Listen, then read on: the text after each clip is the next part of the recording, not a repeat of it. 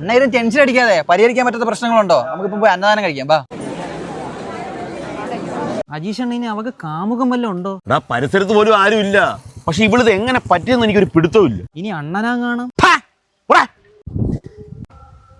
ഓ ഇല്ല, വേട്ടാവളിയും വരുന്നു. വീട്ടിലൊരു വിശേഷം ഉണ്ടായിട്ട് നമ്മളെയൊന്നും അറിയിക്കുന്നില്ലയോ?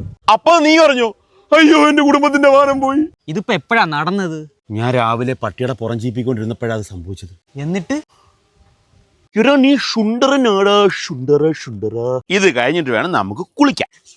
അജീഷേട്ടാ, എന്താണ് നമ്മുടെ റൂബി പ്രസവിച്ച്. റൂബി പ്രസവിച്ചെന്ന്.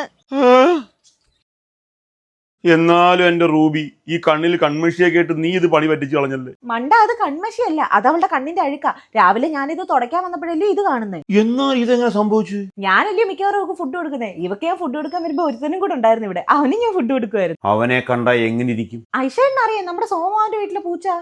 അയ്യോ, അത് നാടൻ പൂച്ചയാ. ഓ, അതിനിപ്പോ എന്തുവാ, നമുക്ക് 3 കുഞ്ഞുങ്ങളെ കിട്ടിയില്ലേ. അച്ചടാ, എന്ത് ക്യൂട്ടാ. ഇനിയിപ്പം പറഞ്ഞിട്ട് കാര്യമില്ല. വാ പിള്ളാരെ, ഇനിയുള്ള യാത്രകൾ നിങ്ങളും കുടിക്കും.